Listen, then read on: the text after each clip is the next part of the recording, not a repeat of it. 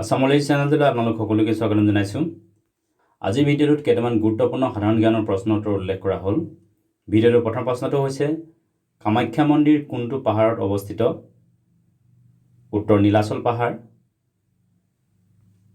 ফেৰন কোনখন ঠাইৰ এক পৰম্পৰাগত সাজ পোছাক হয়? উত্তৰ ভাৰতৰ কেন্দ্ৰীয় শাসিত অঞ্চল জম্মু আৰু কাশ্মীৰৰ।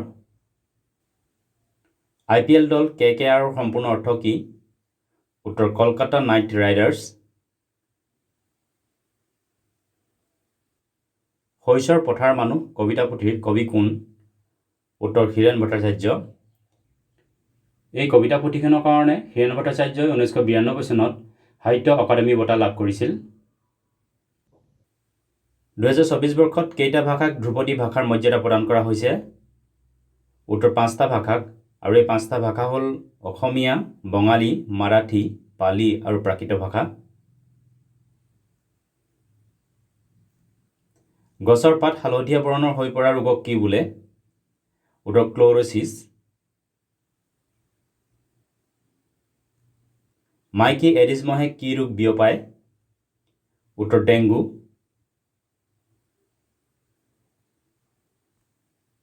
ৰামায়ণত উল্লেখ থকা অনুসৰি লক্ষ্মণৰ মাতৃ কোন আছিল?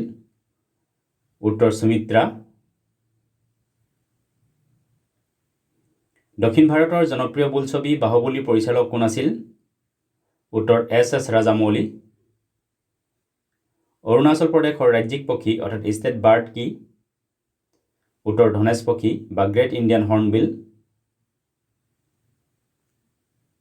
বৰাক নদীক বাংলাদেশত কি নামেৰে জনা যায়? উত্তৰ সুৰুমা আৰু কুচিয়াৰা নদী নামেৰে জনা যায়।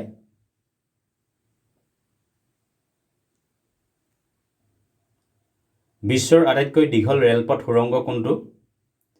উত্তৰ গথাৰ্ড বেছ সুৰংগ। এই সুৰংগ ছুইজাৰলেণ্ডত অৱস্থিত।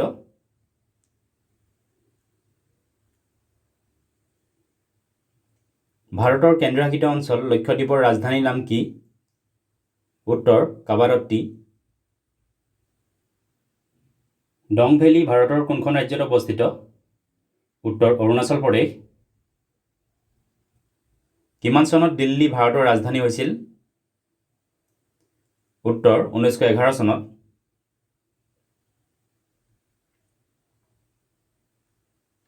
মকৰাৰ কেইটা ঠেং থাকে? উত্তৰ 8টা। 1 মাইলত কিমান কিলোমিটাৰ থাকে?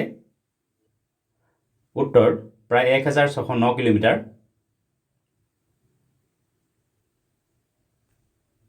স্পেচ এক্স কোম্পানীৰ প্ৰতিষ্ঠাপক কোন? উত্তৰ এলন মাস্ক। এইকেইটা আছিল কেইটামান গুৰুত্বপূৰ্ণ জিকে। ভিডিঅ'টো চোৱাৰ বাবে ধন্যবাদ। যদি ভিডিঅ'টো ভাল লাগিলে লাইক কৰিবলৈ লগতে চেনেলটো ছাবস্ক্ৰাইব কৰি ল'বলৈ অনুৰোধ জনালোঁ। ধন্যবাদ।